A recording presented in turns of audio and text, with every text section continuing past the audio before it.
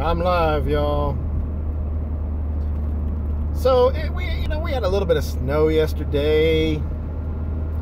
Not a big deal. I mean, last night, you know what I'm saying? I mean, it was real foggy, like on the way home. And I don't know why this big ass truck is in the fast lane doing 35 miles an hour in a 65, son. And I need to get over because I'm turning right up here. Why don't y'all let me over? Why don't you just let me? Oh, let's look at this guy. He's gonna accelerate. As soon as I put my turn signal on, he accelerates. He's like, oh no, I don't want you to get in front of me. Fuck. Asshole. I'm still over here though, ain't I? Anyway, a little bit of snow. Nothing big, nothing huge. But, you know, a little dusting. But last night on the way home, it was just like really like freezing fog, you know, the freezing drizzle fog stuff.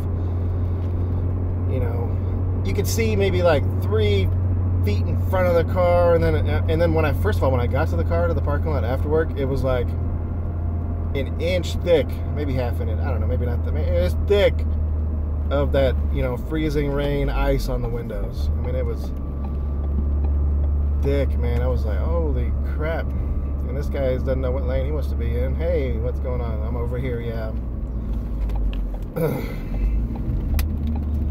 Anyhow,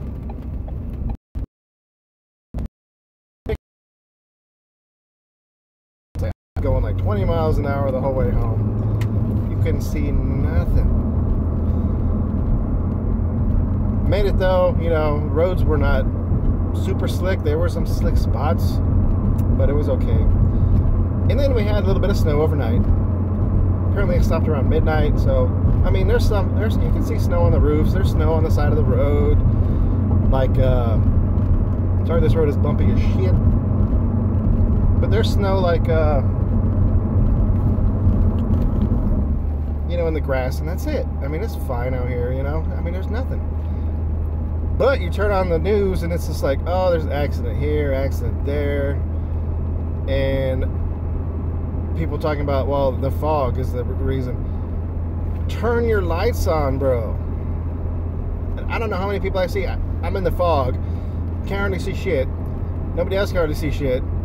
And people are driving around with no lights on, like this motherfucker right now. It's not really that foggy. It's foggy out, but it's not super foggy. I mean, I can see probably 2,000 yards in front of me. So, but you got just people out there like, well, I don't really need my lights. I can see okay. Everybody else has their lights on, so I can see fine.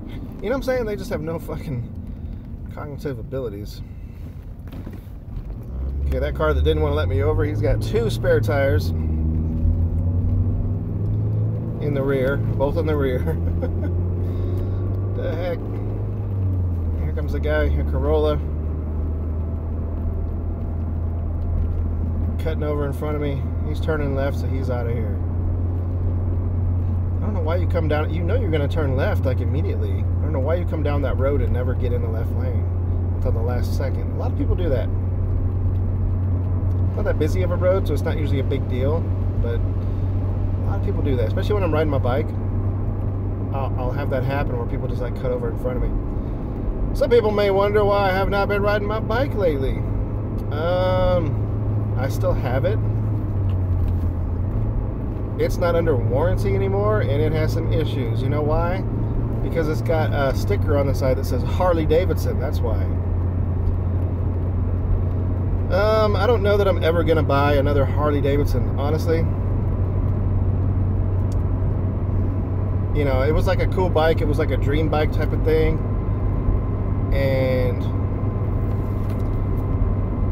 it was never planning to buy it. We ended up going to a bike show and they had one that I was just like, man, that's just like super cool bike. You know what I'm saying? It was just like, I mean, this bike I looked at, it was like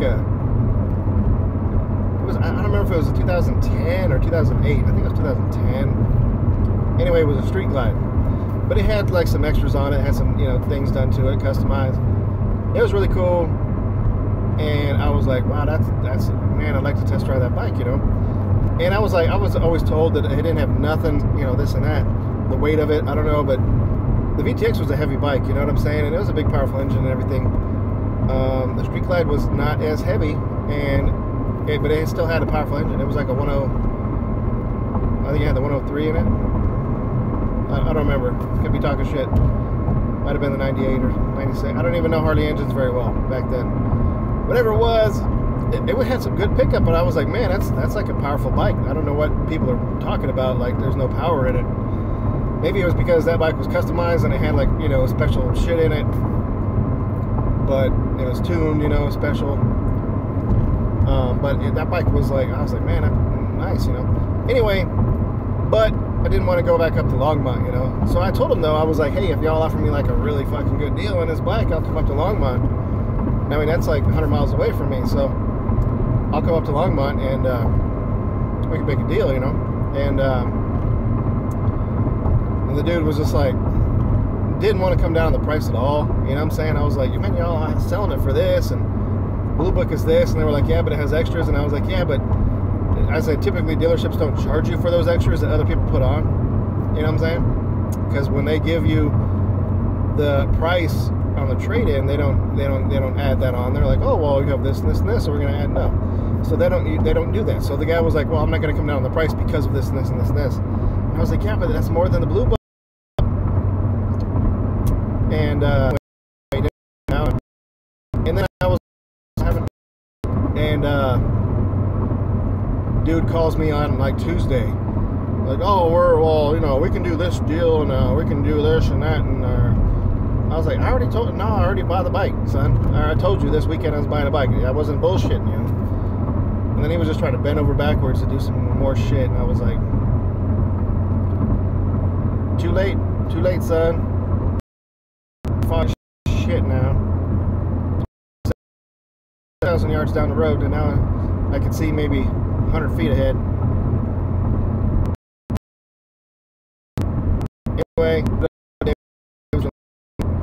and you know, it was a funny story because I bought the bike, and then maybe 2 months later I was at the pool hall shooting pool league, and one of my buddies showed me his picture of his new bike, and I was like, oh, cool. I mean, cool bike. It was like showing me shit that nobody would have known, like stuff like the flip out, you know, floorboards and stuff like that. You can't see that, they're hidden. So it was stuff that he put on it, and you know, he's telling me about this and this and that, you know, oh, there's a scratch here, and you know, whatever. And I mean, yeah, it was his bike, and he was like, dude, he's like, the bike has gremlins, you know. He said that the reason that he sold it was because it was like had so many electrical issues, you know, and that they couldn't figure out, and so they eventually bought the bike back from him.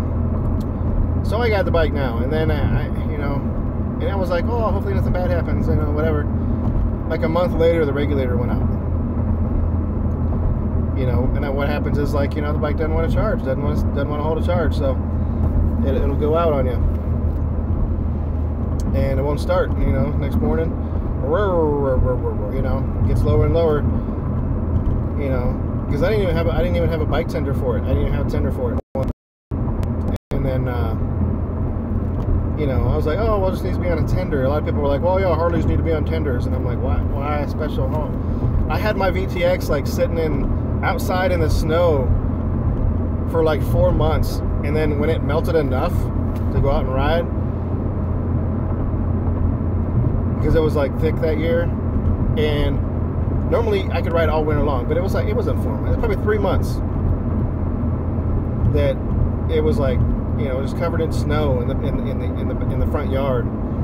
And I go out and just like crank it up, man. First try, didn't even hesitate, you know, just ready to go. The Harley sits in my warm garage. I go out one morning and it's like, it just doesn't want to start. After I rode it the day before.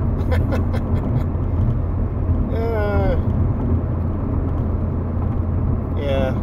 Anyway, I've actually had 4 different regulators in that bike. Last time I was in there, they replaced the regulator battery. I've been trying to get them to do the stator because I think that's what it is. And they keep doing tests on the stator and be like, no, that's not it. Of course, that's the hardest, most expensive thing to fix. So now that the warranty is up, they're more than happy. Yeah, I want to take the stator. Okay, cool. Yeah, we'll do that. You know, now that it's going to cost me an arm and a leg to get it fixed. Anyway, so this guy's just backing up in the road. So I did a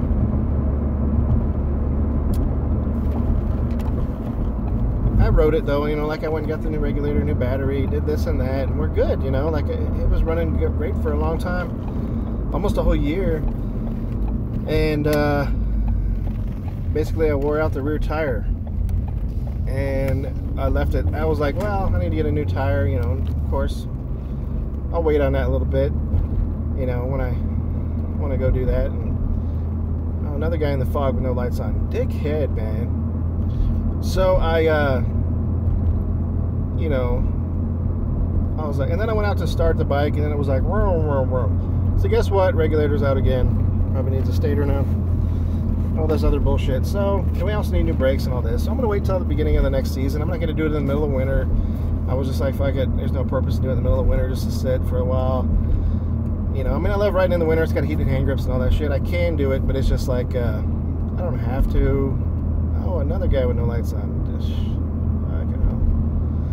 So we're